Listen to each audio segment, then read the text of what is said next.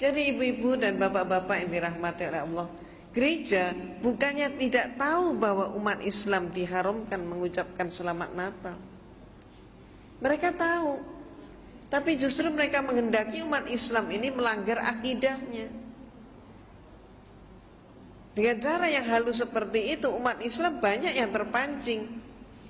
Maka ada kemudian umat Islam yang dari kelompok Islam liberal mengatakan umat Islam mengucapkan selamat Natal nggak apa-apa, karena menurut mereka saat itu umat Islam mengucapkan selamat atas lahirnya Nabi Isa alaihissalam. Ini kelompok jil beranggapan seperti itu. Di sisi yang lain ada kelompok juga di sisi yang lain mengucapkan selamat Natal berarti mengucapkan selamat atas lahirnya Tuhan Yesus. Ini sudah jelas merupakan suatu pelanggaran akidah. Yang kedua, kalau sampai kemudian dikatakan bahwa tidak mengucapkan selamat atas lahirnya Yesus dengan kapasitas Tuhan, tapi dikatakan mengucapkan selamat atas lahirnya Nabi Isa, inilah merupakan suatu jebakan mereka. Di mana gereja pun sekarang ini sudah mulai menggunakan istilah-istilah bukan lagi Natal, tapi dengan istilah Maulid Nabi Isa alaihissalam. Ini jebakan mereka. Maka apakah benar bahwa Nabi Isa itu lahirnya 25 Desember? Ini yang saya kupas dalam buku saya. Kita umat Islam mengetahui bahwa Rasulullah SAW lahirnya persis 12 Rabiul Awal. Maka kalau dikatakan 25 Desember kelahirannya Nabi Isa, apa betul seperti itu? Tahun kemarin di televisi kita, di salah satu stasiun televisi, sudah ada pendeta yang menerima pertanyaan, karena saat itu dialog interaktif, menerima pertanyaan, apa benar Yesus dilahirkan 25 Desember? Ternyata pendeta yang satu itu menjawab tidak. Nah, apakah kemudian pada tahun ini nanti mereka juga akan berani untuk menyampaikan bahwa sebetulnya yang terjadi tidak seperti itu, bahwa Natal ini bukan kelahiran Nabi Isa? Ibu-ibu dan bapak-bapak yang dirahmati oleh Allah, kita telaah dulu siapa yang sebenarnya lahir 25 Desember. Menurut buku yang saya tulis ini, jelas-jelas sekali dipaparkan bahwa yang diperingati tanggal 25 Desember itu adalah kelahirannya Dewa Matahari. Nah, mengapa Dewa Matahari kemudian dipakai sebagai peringatannya kelahirannya Nabi Isa yang oleh mereka disebut Yesus? Peristiwanya ketika rakyat Romawi masih beragama politisme paganisme. Hal ini berlangsung sampai abad keempat, di mana suatu bukti sejarah Kaisar Konstantin yang memimpin konsili Nizea yang diadakan di kota Nizea, maka disebut konsili Nizea. Konsili adalah konferensi atau bahasa lain muktamar. Ini bahasa Latin Romawi. Konsili Nizea yang diadakan pada tahun 325 Masehi melantik Yesus menjadi Tuhan.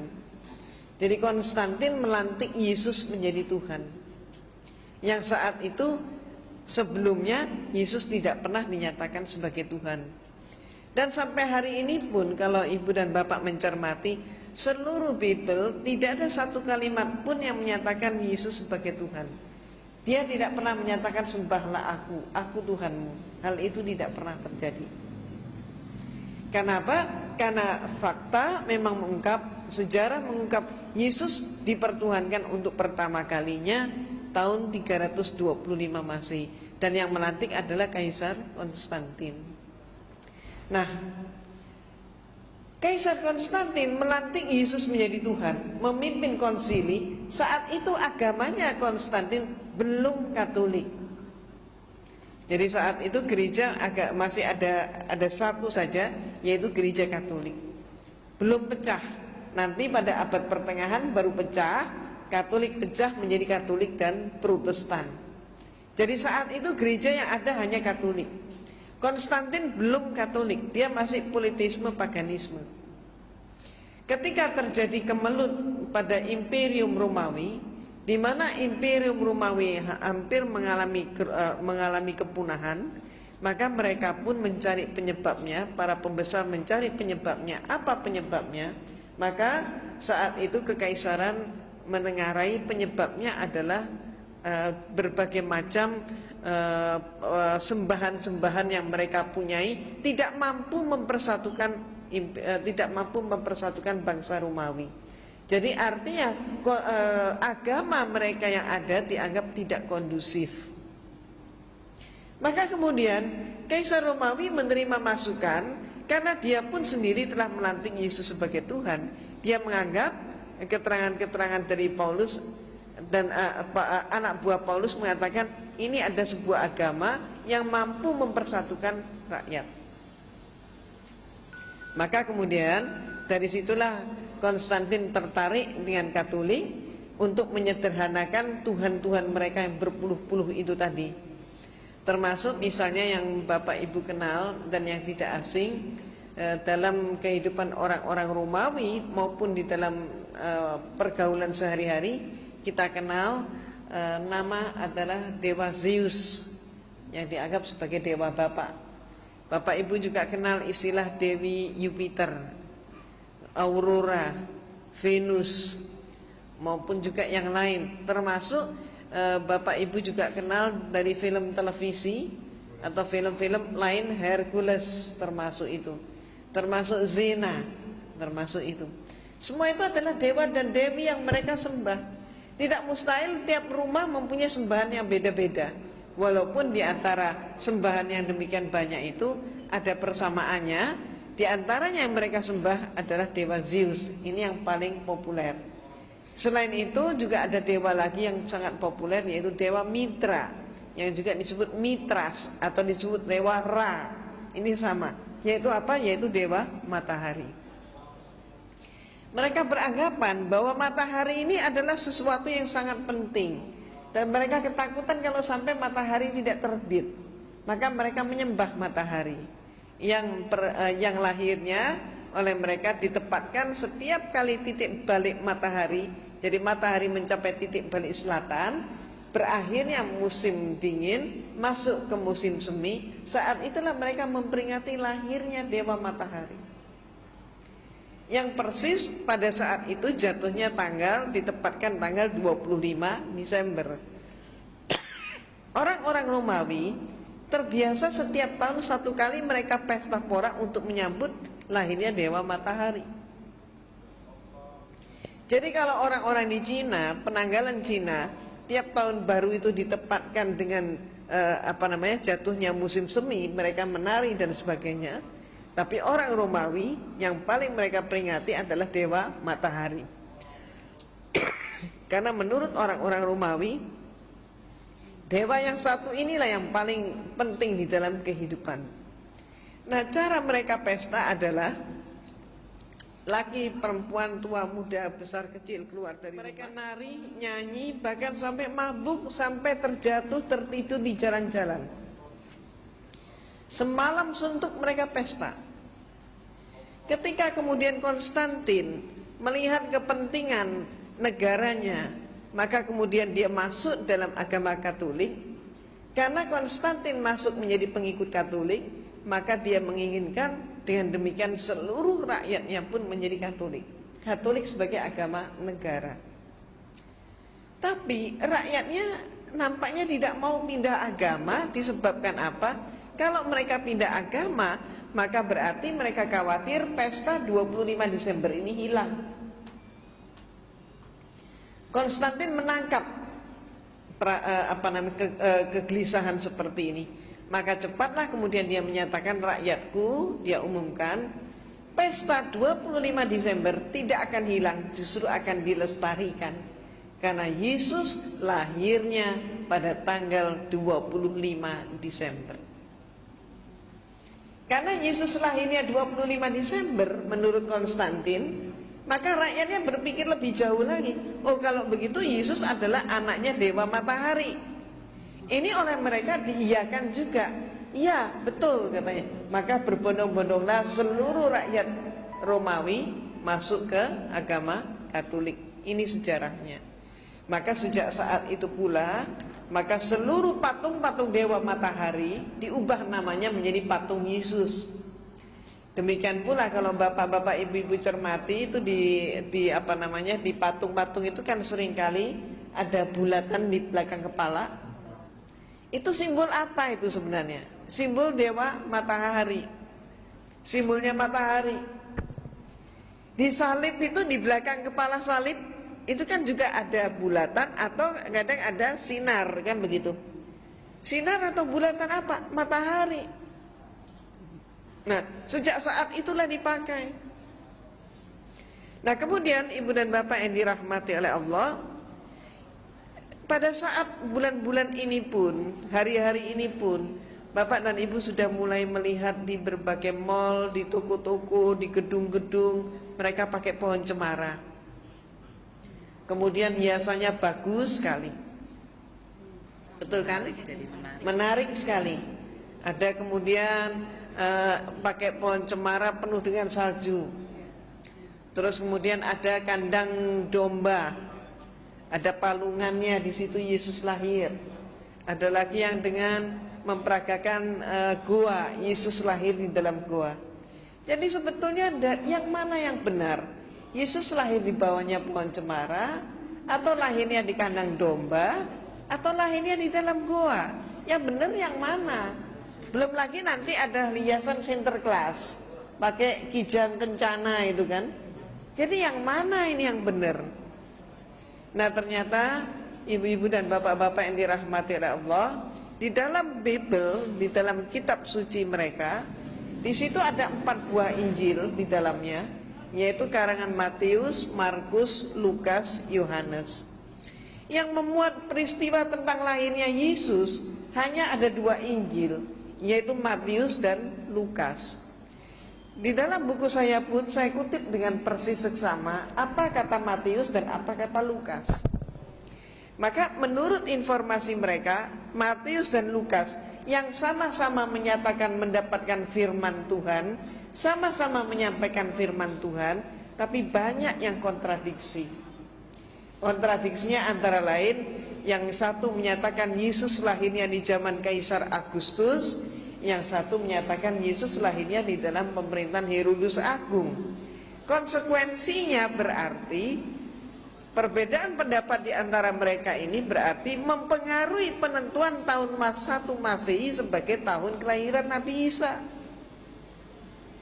Dengan arti kata lain, tahun Masehi yang sekarang ini dipakai oleh umat manusia di dunia ini, termasuk kita juga pakai, yang katanya sekarang adalah tahun 2003 Masehi, ternyata salah hitung.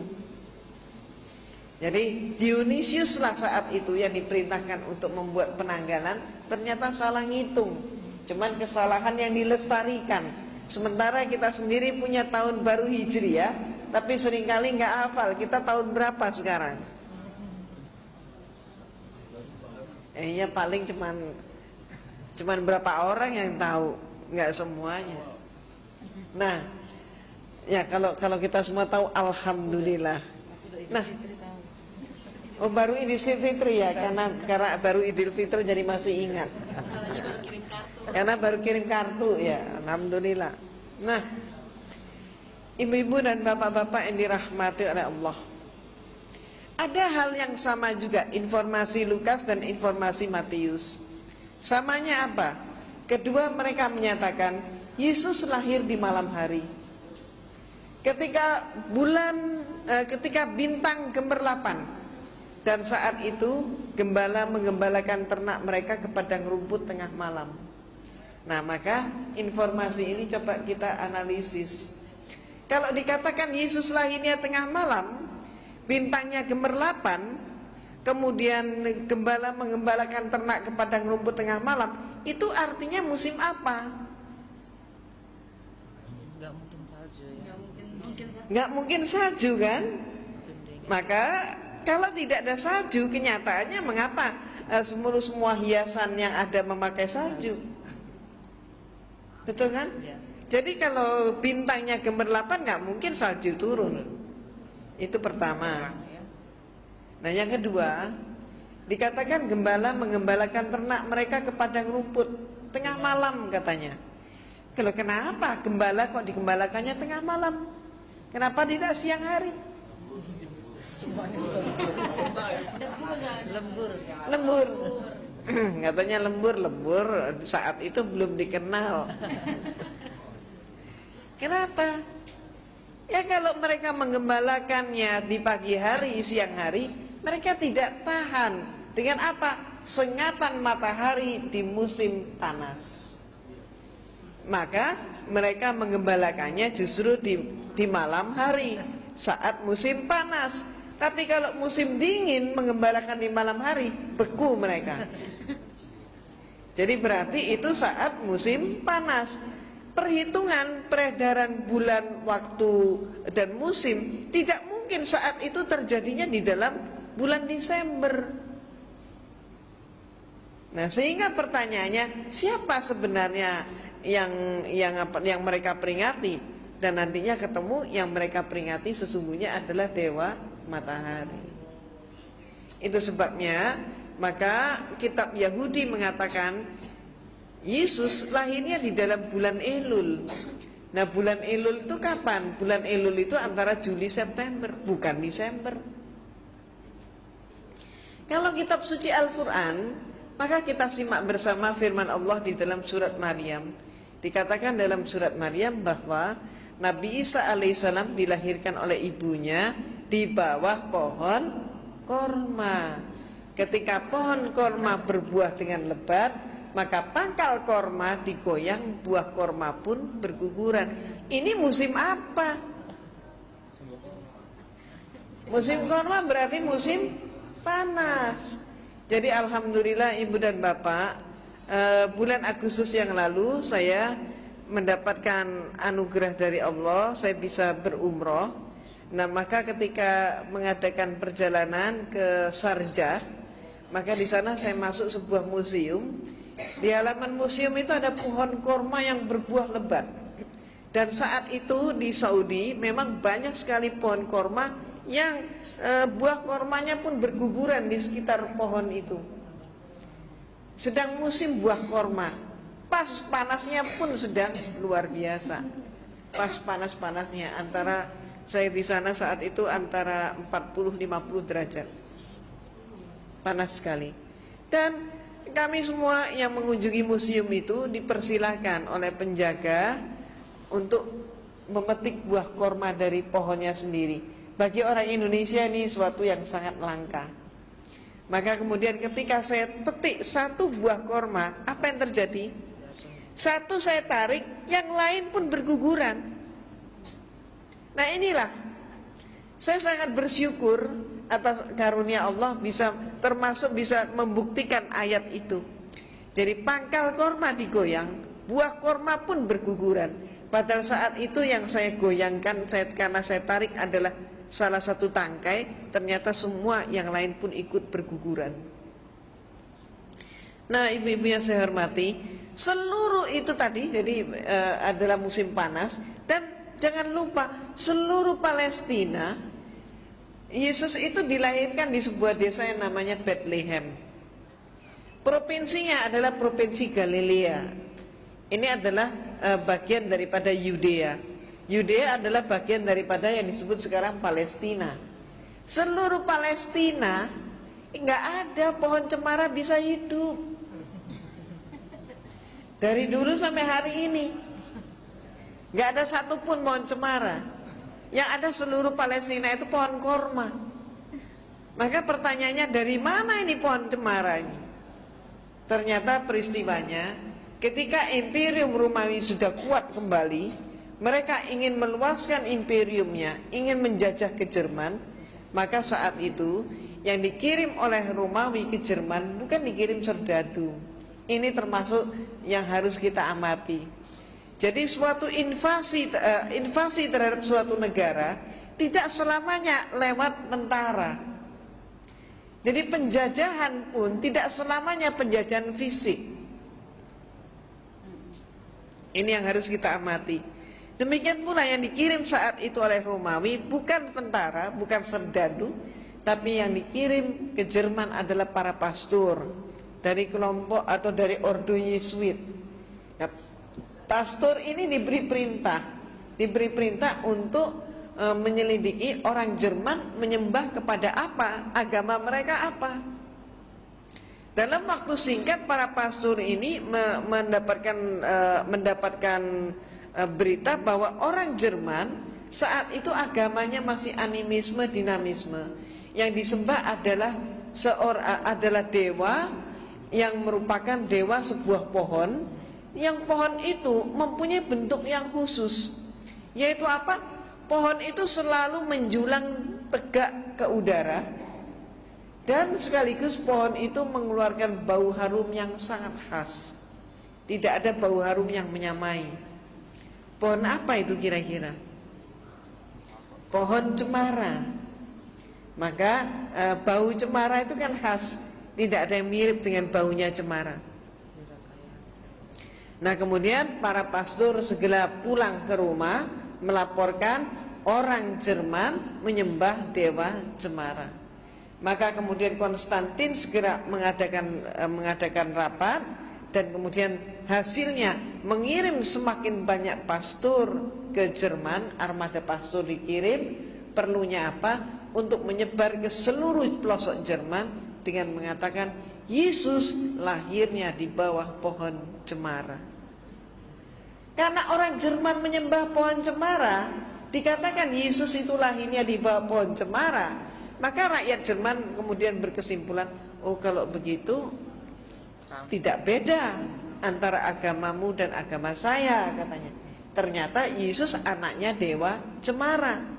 Maka kemudian agama Kristen pun masuk ke Jerman. Ini yang terjadi. Nah, ibu-ibu dan bapak-bapak yang dirahmati oleh Allah, sekaligus nanti di sini bapak dan ibu akan mendapatkan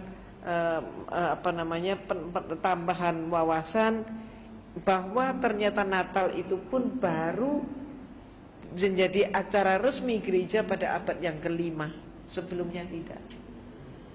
Dan masih banyak informasi yang lain, termasuk ayat-ayat Bible yang sebenarnya menyatakan bahwa perbuatan untuk menyembah kepada patung, kepada orang berhala-berhala adalah perbuatan yang sangat dilarang oleh agama.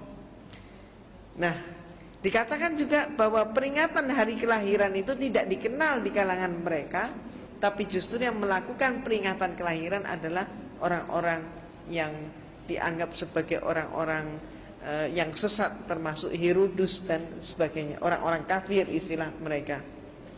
Nah, sekarang pertanyaannya, dengan mengetahui bahwa muatan daripada 25 Desember Natal itu ternyata tidak benar, bertentangan dengan akidah kita, maka sekarang menjadi suatu pemikiran ulang hendaknya, apakah kita juga ikut masih tetap mengucapkan selamat Natal.